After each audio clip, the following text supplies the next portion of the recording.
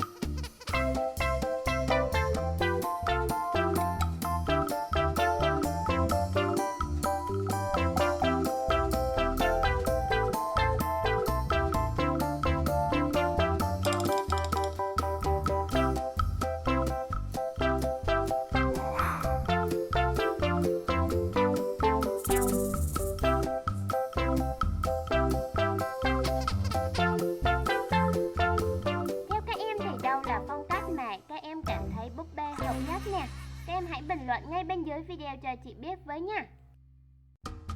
Còn bây giờ chị sẽ hướng dẫn cho các em cách làm căn phòng ngủ này và vẽ những bộ đồ cũng như là cô nàng búp bê nha. Đầu tiên các em hãy vẽ sẵn cho chị những cái tủ quần áo nè. Bây giờ chị đang viền lại bằng bút lông màu đen giúp cho những cái nét vẽ của chúng ta trở nên sắc sảo hơn nè, và các em cũng dễ nhìn thấy hơn nè.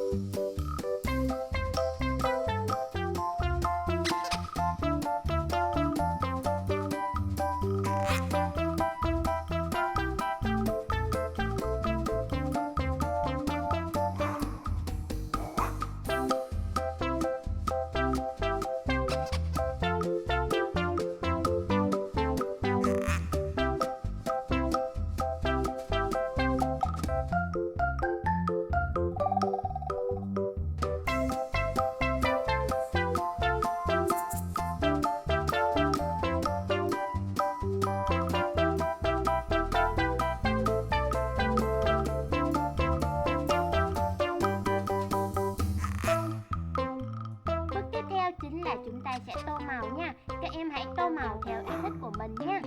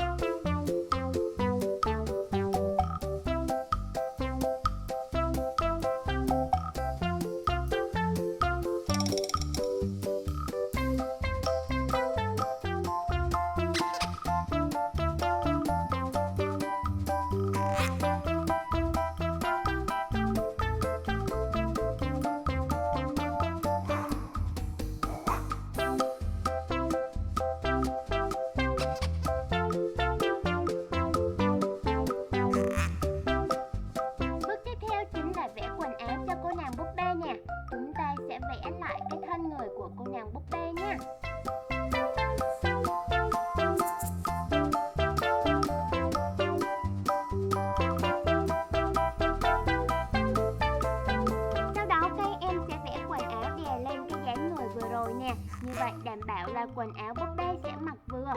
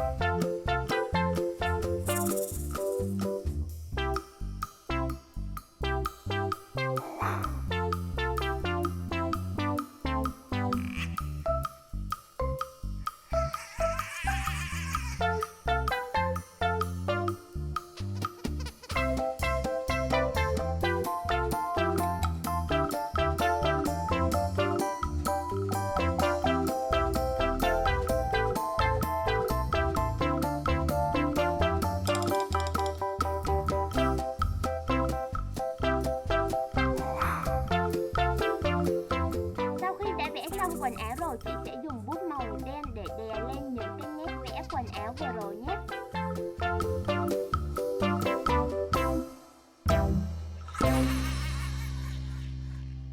Và chúng ta sẽ sử dụng gôm để tẩy đi những cái nét vẽ dư thừa. Vậy là chúng ta đã hoàn thành xong một cái bộ đồ cho cô nàng búp bê rồi nè. Và tương tự các em cũng sẽ làm y như vậy đối với những bộ đồ còn lại nha. Và các em cũng sẽ vẽ thêm một vài phụ kiện đi kèm nè. Và đây là tất cả sau khi chị đã tô màu xong và cắt ra. Bây giờ chị sẽ sắp xếp vào bên trong tủ quần áo.